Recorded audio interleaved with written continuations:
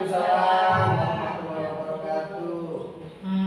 kasih kepada Bapak Ibu semuanya yang sudah hadir pada hari ini. Hari ini saya akan menyampaikan mengenai kegiatan pendidikan guru penggerak yang sudah saya peroleh, terutama mengenai pembelajaran berdiferensiasi. Nah, di sini siapa yang tahu Bunda barangkali sudah mengenal kata pembelajaran berdiferensiasi? Ada yang mengenal mungkin? Tadi yang pembelajaran berdasarkan minat anak. Iya, kurang lebihnya seperti itu lebih tepatnya. Tapi baik, terima kasih Bunda Hani. Saya akan menyampaikan mengenai lebih banyak terkait pembelajaran diferensiasi. Nah, di sini pembelajaran diferensiasi, kenapa sih kok ada pembelajaran diferensiasi? Nah, di sini latar belakangnya yaitu ada keberagaman murid. Keberagaman murid di sini, murid kita itu kan banyak yang berasal dari macam-macam ya Bunda ya. Mereka itu unik, karakternya berbeda. Semuanya yang dimiliki anak itu pasti memiliki keunikan, perbedaan. Nah, di situ dan kita bisa belajar untuk memahami dari karakternya anak, dari gaya belajarnya seperti itu. Itu dilihat dari keberagaman. Dan juga biasanya murid misalkan pindahan dari luar pulau. Nah, di situ kendalanya pasti dari segi bahasanya, anak-anak belum memahami. Dari latar belakang ekonomi, pada waktu kegiatan daring kemarin mungkin anak-anak ada yang belum bisa mengikuti karena kendala HP. Nah, terus yang lainnya yaitu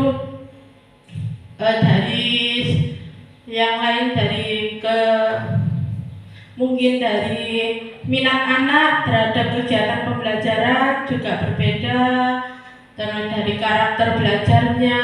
Nah, dari situ maka itulah perlu pembelajaran diferensiasi. Yang kedua, mengenai layanan kebutuhan murid. Nah, dari perbedaan keberagaman murid itu tadi, kita sebagai pendidik harus memberikan layanan kebutuhan murid. Nah, itu bagaimana? Nah, tentunya berdasarkan gaya belajar anak-anak seperti itu, gitu. Terus learning gap di sini kita sudah memberikan tentang pembelajaran yang sudah berbeda. Di situ kita untuk menanggulangi supaya tidak ada kesenjangan. Nah, biasanya kemampuan anak-anak itu kan berbeda. Ada yang pintar, ada yang tidak bisa. Nah, di situ sebagai pendidik itu kita harus bagaimana? Harus menyiasati seperti apa? Nah, itu untuk menghindari kesenjangan. Terus yang keempat, kaitan dengan standar pendidikan nasional. Standar pendidikan nasional di sini adalah standar lulusan. Di situ nilainya ada 3 mengenai sikap, pengetahuan, keterampilan. Nah, kita sebagai pendidik kita harus memaksimalkan potensi anak dan juga meminimalisir kesenjangan terhadap kemampuan anak itu tadi. Nah, dari situ nanti akhirnya muncul tentang pengertian pembelajaran diferensiasi. Nah, pembelajaran diferensiasi itu apa? Di sini adalah serangkaian keputusan masuk akal atau common sense yang dibuat oleh guru yang berorientasi kepada kebutuhan murid. Nah, di sini tuh kita sebagai pendidik harus memberikan pembelajaran itu berdasarkan kebutuhan murid. Nah, keputusan-keputusan yang dibuat itu juga ada beberapa, yaitu di antara lain ada 5. Nah, di sini yang pertama ini adalah tujuan pembelajaran yang didefinisikan itu harus secara jelas. Jadi ketika kita mengajar, kita tuh harus menyampaikan, Dek, tujuan pembelajaran kita hari ini itu apa? Jadi anak-anak itu memahami. Misalkan belajar mengenal bagian-bagian dari pohon. Nah, di situ kita menyampaikan, oh hari ini aku loh mau belajar bagian-bagian dari pohon. Jadi tujuan pembelajarannya itu disampaikan sehingga anak itu bisa memahami. Maka dari itu tujuan pembelajaran bisa didefinisikan secara jelas. Yang kedua yaitu bagaimana guru menanggapi atau merespon kebutuhan belajar murid. Nah, melihat yang tadi, karena murid itu memiliki keunikan, memiliki karakter yang berbeda-beda, kita sebagai pendidik harus merespon kebutuhan belajar murid, yaitu dengan memberikan misalkan media yang dibutuhkan anak, dan juga sumber belajar, terus pada waktu media pembelajaran yang disampaikan ke anak.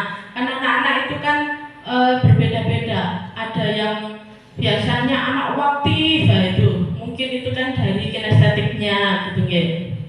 Jadi kita tuh harus memberikan semuanya sesuai kebutuhan murid itu tadi, bisa disampaikan dengan melalui media itu tadi, sumber belajar. Terus yang ketiga yaitu lingkungan belajar yang mengundang murid untuk belajar. Lingkungan belajar yang mengundang murid untuk belajar ini adalah kita harus menciptakan suasana yang menyenangkan.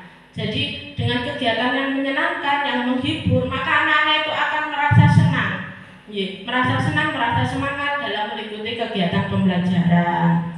Terus yang keempat, manajemen kelas yang efektif. Di sini manajemen kelas yang efektif itu adalah ketika kita memberikan pembelajaran yang berbeda-beda, walaupun berbeda-beda, tetapi kita juga harus memperhatikan. Jadi bisa memanajemen kelas itu supaya efektif, supaya bisa berjalan dengan lancar. Jadi mboten umek kayak gitu. Yang kelima, penilaian berkelanjutan. Nah, di sini kita itu melihat berdasarkan tadi kemampuan anak. Misalkan kelompok B itu kita bisa berkolaborasi dengan kelas guru A, yaitu dengan misalkan bertanya kemampuan anak melihat rapot, jadi bisa meraba-raba kemampuan anak ini sejauh mana. Nah, ini adalah penilaian yang berkelanjutan.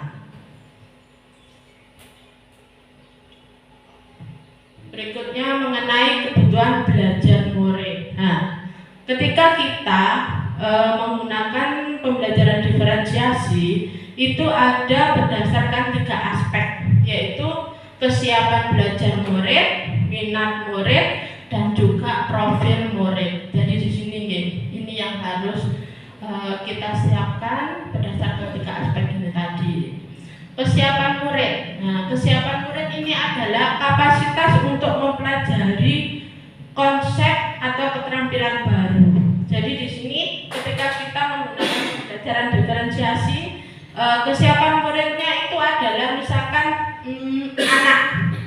Ketika kita mau mengajarkan misalkan berhitung atau membaca, nah di situ kita harus mengetahui anak ini sudah hafal angka apa belum, anak ini sudah mengetahui atau hafal huruf abjad apa belum. Nah, dengan adanya seperti itu, berdasarkan kesiapan anak, maka kita bisa melanjutkan pembelajaran yang tingkatnya lebih tinggi seperti itu. Jadi melihat dari kesiapan murid itu seperti itu. Nah, kesiapan murid di sini ada 5. Di sini adalah bersifat mendasar dan bersifat transformatif. Bersifat mendasar di sini adalah ketika kita memberikan pembelajaran, biasanya anak itu ada yang kemampuannya itu kan berbeda-beda. Nah, dalam memberikan informasi itu ketika mendasar itu harus jelas, tidak bertele-tele. Jadi anak supaya lebih paham dalam menerima informasi tersebut.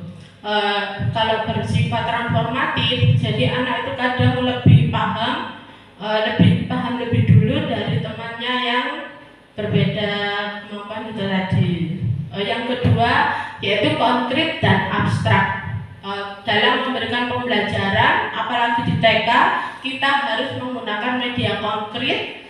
Jadi anak-anak itu lebih cepat untuk memahami kegiatan pembelajarannya atau materi, dan juga apabila anak yang lebih paham, jadi itu nanti bisa ke abstrak gitu. Yang ketiga, itu sebenarnya itu gurunya sudah kuenya gak berdele-dele, tapi karena anak itu polanya kayak jadi nggak berdele-dele. oh ya, jadi informasinya perlu dijelaskan gitu ya Bunda. Jadi itu mungkin apa itu? Jadi makanya itu, jadi anak itu sifatnya masih mendasar, berarti belum langsung transformatif. Nah, untuk yang ketiga, sederhana dan kompleks. Di dalam memberikan materi kita bisa memberikan secara sederhana dan juga secara kompleks. Ketika ini kan berdasarkan kemampuan anak juga, jadi ketika sederhana anak bisa memahami dan juga memberikan secara kompleks juga. Yang keempat, terstruktur dan terbuka. Yang kelima, tergantung dan mandiri. Nah di sini ini juga kembali lagi ke anak-anak, ada anak yang masih tergantung, masih butuh bimbingan, dan juga ada anak yang sudah mandiri. Jadi melihatnya di situ. Minat murid. Nah, tadi kesiapan, minat murid tadi sudah kesiapan belajar, sekarang minat murid. Minat murid di sini ada dua, berdasarkan minat situasional dan juga minat dilihat sebagai sebuah kecenderungan individu untuk terlibat dalam jangka waktu dengan lama, dengan objek dan dapat tertentu. Nah di sini minat situasional. Minat situasional ini adalah misalkan ketika murid itu tidak menyukai hewan. Nah, tetapi bu gurunya ini dalam memberikan pembelajaran sangat menarik, sangat menghibur, sehingga anak yang tidak menyukai hewan tersebut itu tertarik. Nah, ya, jadi memiliki minat. Itu masuk dalam minat situasional. Terus yang kedua, minat dilihat dari sebuah kecenderungan nama dengan objek yang dapat tertentu. Nah, di sini ketika anak menyukai hewan dan juga anak belajar tentang hewan itu tadi, dan gurunya menyampaikan dengan dikemas yang menarik, yang menghibur, sehingga anak itu minatnya itu semakin tinggi terhadap kegiatan pembelajaran tersebut. Jadi minat dibagi menjadi dua tersebut. Yang berikutnya yaitu profil belajar. Profil belajar di sini itu ada 3. Nah, profil belajar kepada murid ini kita memberikan kesempatan kepada murid. Nah, kesempatan pada murid untuk memilih kegiatan berdasarkan gaya belajarnya. Gaya belajarnya di sini ada 3, visual, auditory, dan kinestetik. Nah, ketika anak visual itu ketika anak mendapatkan kegiatan pembelajaran yang misalkan pada waktu memberikan materi dengan media video, jadi kan anak melihat secara langsung. Nah itu anak itu akan lebih cepat untuk menangkapnya. Nah itu berarti masuk visual. Dan juga auditory, pada waktu video pembelajaran anak itu lebih dapat menerima dengan ketika mendengar. Dan yang ketiga, kinestetik. Nah, kinestetik ini adalah anak yang bergerak, anak yang memiliki kelebihan, maksudnya lebih senang untuk aktif bergerak. Nah, ketika kegiatan fisik motorik, jadi anak itu lebih senang mengikuti kegiatan tersebut. Nah, itu jadi gaya belajarnya dibagi menjadi 3, visual, auditory, dan kinestetik. Nah, nanti ketika kita menerapkan pembelajaran diferensiasi, itu satu tujuan pembelajaran, tetapi kita memberikannya itu ada 3 kegiatan. Nah, kegiatan itu tadi berdasarkan gaya belajar itu tadi. Jadi ada auditori, ada visual, dan juga kinestetik. Saya perlihatkan itu ya Bunda. Pas waktu praktek video praktek saya kemarin.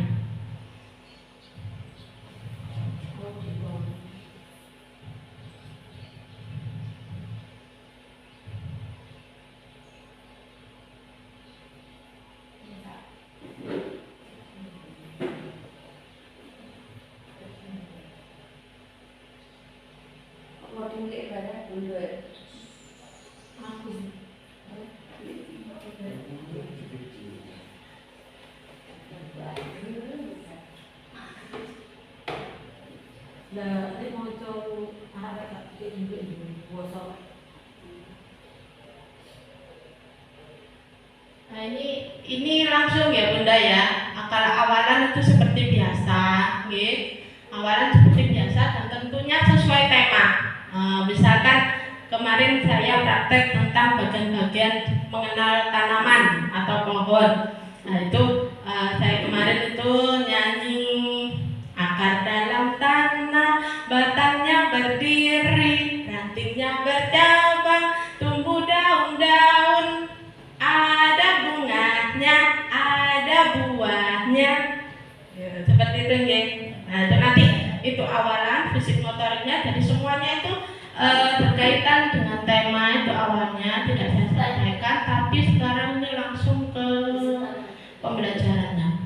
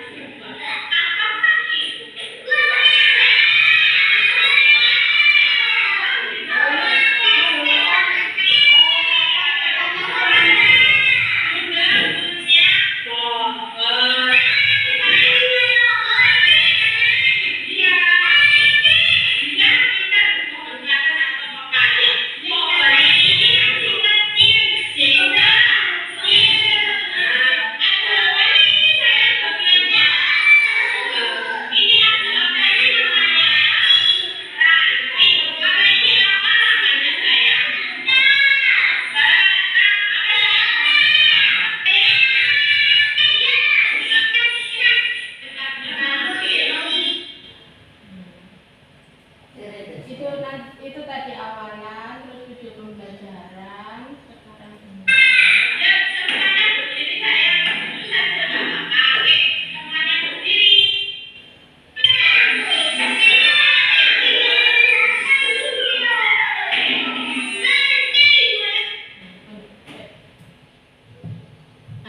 Itu tadi awalan ya Bunda nggih. Terus saya beri 3 kegiatan. Tujuannya yang pertama, tujuannya itu cuma satu, yaitu mengenal bagian-bagian dari pohon. Tapi kegiatannya anak itu berbeda-beda berdasarkan gaya belajarnya. Yang ini adalah gaya belajar apa Bunda?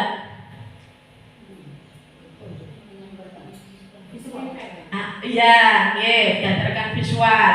Nah, terus yang berikutnya itu yang auditory, saya minta anak-anak itu menyanyi yang tadi. Jadi terus yang berikutnya yaitu yang kinestetik, yang saya kembangkan itu fisik motorik motorik halusnya. Jadi saya minta kemarin itu membuat ini pohon, kolase pohon. Nah, di situ berarti kan tujuannya cuma satu ya Bunda ya. Apa tadi Bunda? Mengenal bagian-bagian dari pohon. Nah, itu tujuannya satu, tapi tugasnya yang dilakukan anak-anak itu berbeda. Nah, itulah yang membedakan RPP yang biasa kita lakukan juga RPP diferensiasi. Nah, jadi itu bedanya. Jadi anak-anak biasanya itu kan melaksanakan semuanya, jadi melaksanakan ini. Kalau diferensiasi itu tidak. Jadi kita membedakannya itu berdasarkan kemampuan anak atau gaya belajar anak tadi. Nah, ketika anak itu misalkan biasanya suka menyanyi, yang suka bersair, jadi dia itu maka ikut ke auditori. Nah, kalau anak yang suka dengan media gambar, nah itu masuk ke visual. Terus yang berikutnya masuk ke kinestetik. Jadi kita membedakan, mengelompokkan berdasarkan gaya belajar itu tadi. Nah, misalkan ini yang visual, contohnya yang kemarin.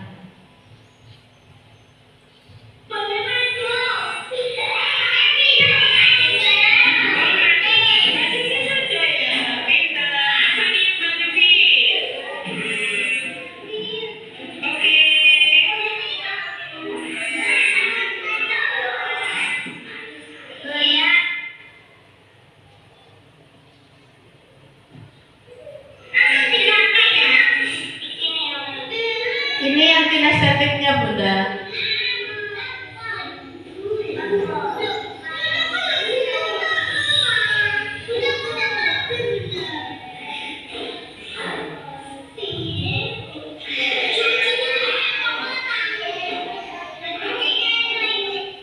Jadi anak-anak itu mengungkapkan pemahamannya lewat tugas itu tadi. Jadi berbeda-beda. Ada yang kalau kinestetik itu mengerjakan kolase, kalau yang berdasarkan visual itu tadi menghubungkan dengan gambar, menempel. Terus yang auditori itu anak melaksanakan gerak dan lagu itu tadi.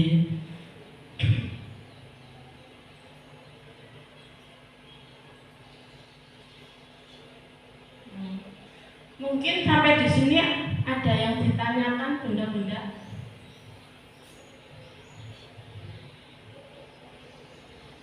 Ada yang ingin ditanyakan, mungkin ingin tahu lebih paham tentang pembelajaran diferensiasi.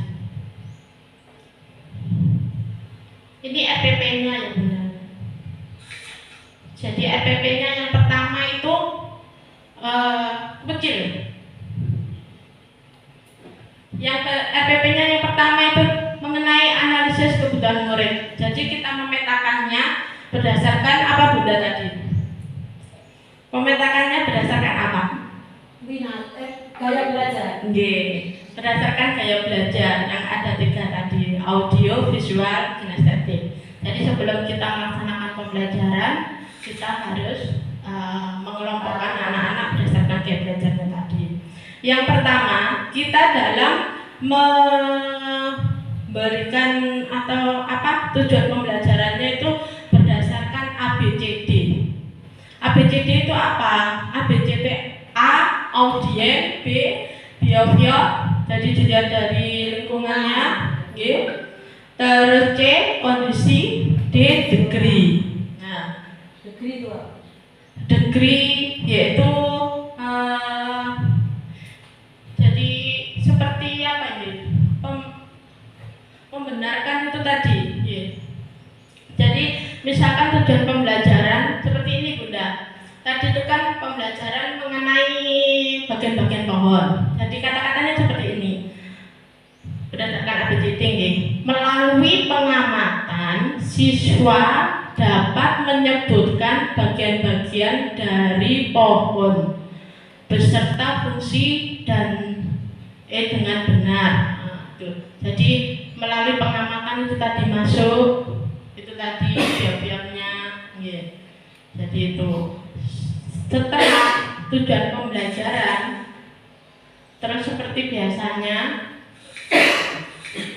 yaitu langkah-langkahnya. Yang pertama, kegiatan pendahuluan, inti, dan juga penutup ini sama seperti kita kalau membuat RPP, dan ini bedanya ada di sini, yaitu di kelompoknya berdasarkan kelompok siswa, profil gaya belajar tadi. Apabila auditory, maka anak-anak mengerjakan gerak dan lagu, ini yang pertama nih. Terus yang kedua, visual, gaya visual, berarti anak mengerjakan menghubungkan tadi. Yang ketiga, yaitu kinestetik, anak melaksanakan kegiatan motorik halus seperti apa itu tadi, kolase. Bisa dipahami semua Bunda tentang RPP pembelajaran diferensiasi. Nanti bisa dilihat di HP saya. Di Facebook ada. Facebook Bu Haris. Sampai di sini ada yang ditanyakan? Sudah cukup? Nah, terima kasih Bunda semuanya atas waktunya pada hari ini. Dalam?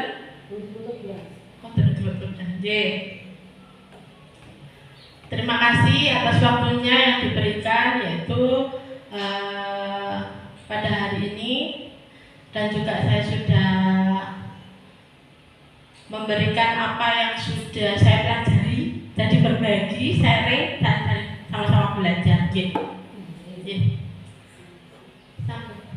Sampun.